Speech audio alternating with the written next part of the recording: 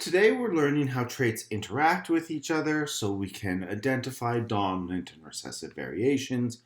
And this is important to do because it's foundational when we come back to this later in grade 12 biology and grade 12 science. So you will get a copy of each chromosome in your cells twice. You get one copy from each parent. That also means you get one copy of each gene on those chromosomes from each parent. So the chromosomes are these big structures of DNA combined with protein. And this is what acts as the storage container for all of the genes.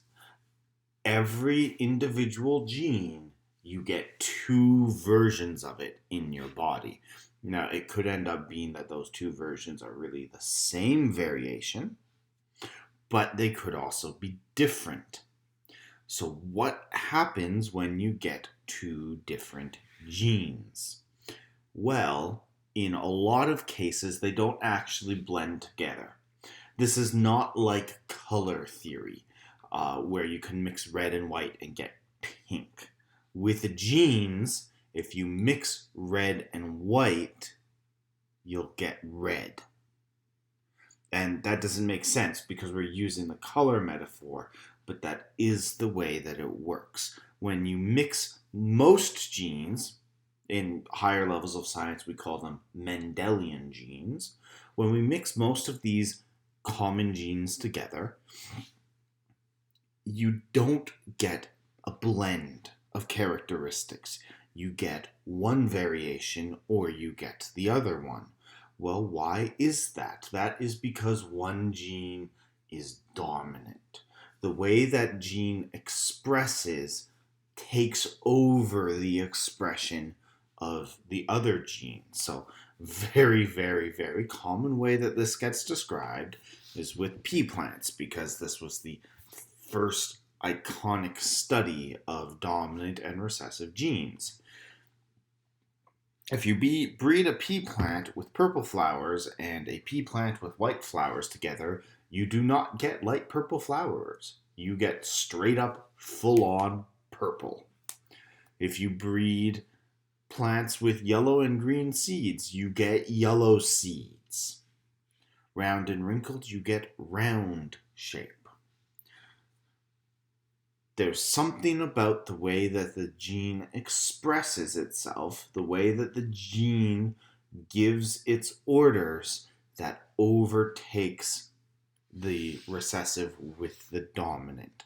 Now, I'm not going to get into how and why that works because it's super complicated and we don't need to worry about it in grade 9. But that is what happens.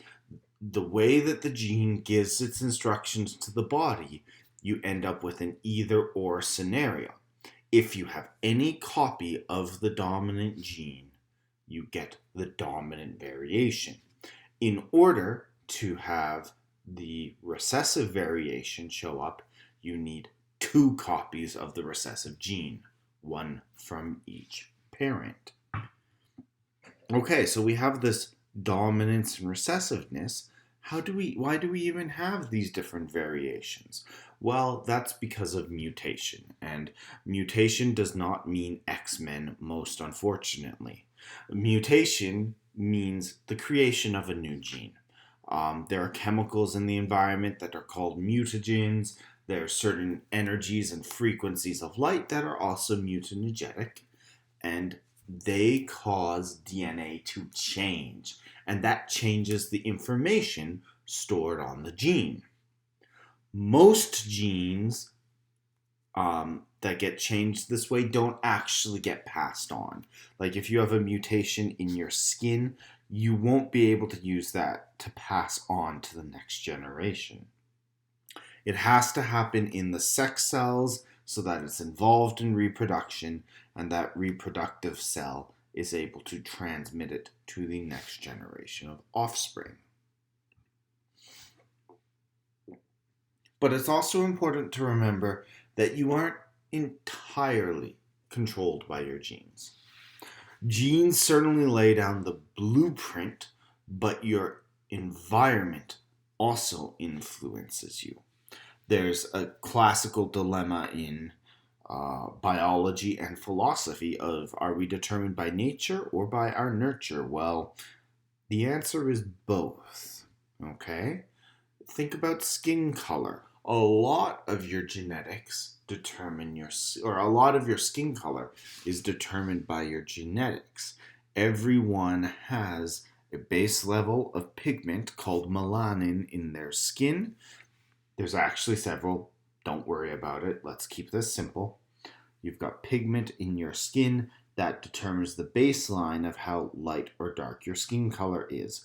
But we can also tan, and that changes our skin color because our cells react to our environment, and it's able to adjust and alter. These are acquired traits, and these traits do not get passed on. Only inherited traits, genetic traits, get passed on from generation to generation. Acquired traits do not. But it is important to remember that in biology, it's not a question of nature or nurture, genetics or environment, but it is a combination of the two for everyone. Both genetics and environment influence your body and its development.